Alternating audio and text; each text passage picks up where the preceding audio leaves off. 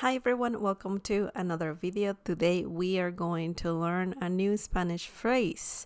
Before we get started, don't forget to subscribe and also click on the bell icon so you can get notified every time I upload a new video. Also, you can visit smlessons.com for more free Spanish lessons and to purchase some amazing flashcards. We have 3 sets right now, but there's more coming. If you want to know how to conjugate the verb estar, you need these flashcards. If you want to learn colors in Spanish, you need this one. And if you want to know how to conjugate the verb ser, you can buy this one right here. All of that is available on my Etsy shop, link in the video description down below, also on smlessons.com. Okay, let's get started. The Spanish phrase of the day is darse por vencido. Darse por vencido. This is a short phrase, but it's a little negative. Do you know the meaning of this phrase? This phrase means to give up. When you just give up, you don't want to do it anymore. Whatever you were doing, you're tired. You're just giving up. Darse por vencido. It literally means to give oneself as defeated. This phrase is a little negative. Okay. Essentially, you would use this phrase just as you use the phrasal verb to give up. Okay. Now let's see a few examples using this phrase. Nunca te des por vencido. Nunca te des por vencido.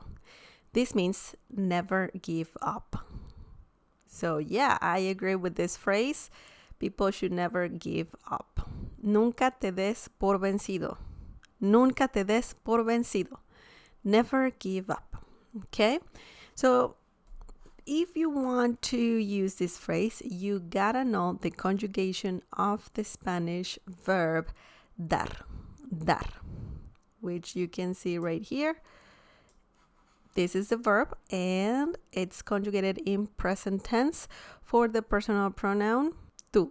Dar essentially means to give in Spanish, but in this sentence, it means to give up. Nunca te des por vencido. Never give up. Okay, let's see another example.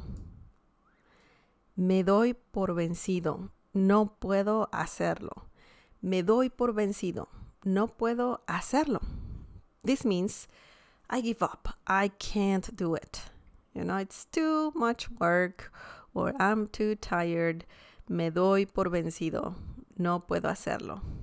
I give up. I can't do it.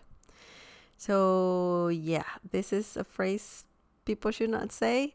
But I understand that in some situations you're tired, you don't want to try new things or even finish what you started.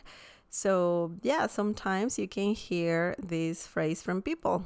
Me doy por vencido. No puedo hacerlo. Okay? So, doy por vencido. Des por vencido. Okay, so we can see the phrase there.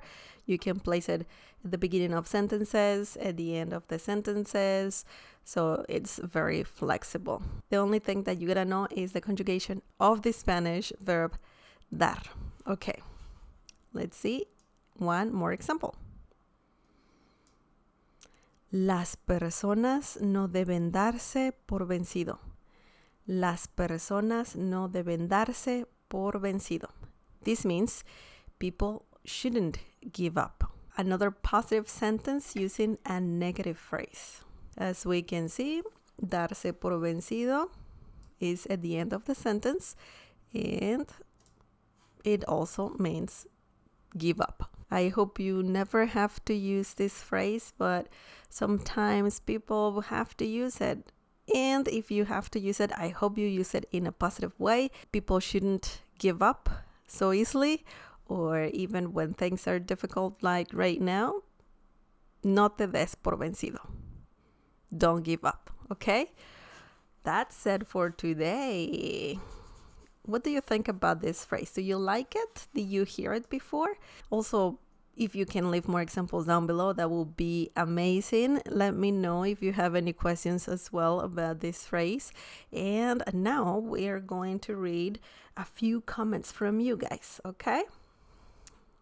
I really like to do that. I think it's very nice that you leave comments and questions. I really like that.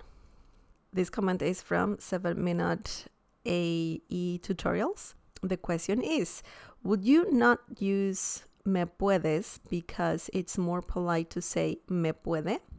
This comment or this question is from the video Learn Spanish 10 Essential Spanish Words for Restaurants. That's a really interesting video. And yes, it's more polite to say me puede instead of me puedes. So when you go to a restaurant, you should always use the polite way, me puede, instead of me puedes, okay? So it's better to be polite and yeah, just use me puede. That's a great question. Okay, the next comment or question is, I have overused pronto. Thanks so much for this word. I will use often. This comment is from Learn Spanish. Enseguida, Spanish word of the day, 166. Yes, enseguida is very similar to pronto, okay? And enseguida is, I would say, is a little bit more polite to use than pronto. It depends on the situation, of course, but yeah, pronto and enseguida are very similar. This comment is from Edward Moran. Okay, thank you so much for your comment. That's a really good point. Now, this last comment is from Drew Norton. This comment is from Learn Spanish Arreglar, Spanish word of the day, 318.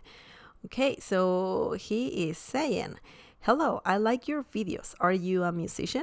I see many musical instruments. Thank you for your comment, Drew. And yeah, I play guitar. I play the acoustic guitar. I have an electric guitar as well. I play piano. I play ukulele. I play transverse flute. Yeah. I like to play a lot of instruments. I don't know if I'm a musician. I guess I am because I play a bunch of musical instruments. So yeah, I guess so. Thank you so much for your comment. And yeah, that's it for today. Don't forget to subscribe and also click on the bell icon so you can get notified every time I upload a new video. Also visit smlessons.com for more free Spanish lessons and to purchase amazing flashcards. They're affordable. They're gonna help you learn Spanish and you can take them everywhere. And by purchasing these flashcards, you support this channel as well. Another way to support the channel is by getting a membership, and I'm leaving all of that information here. Also, you can donate through PayPal. You only need to go to smlessons.com and click on that big PayPal button on the homepage. I'm also leaving a link to that in the video description down below. And finally, another way to support this channel is by sharing this video with your friends and by giving the thumbs up. Thank you so much for watching this video and for all your support. I'll see you next time. Bye.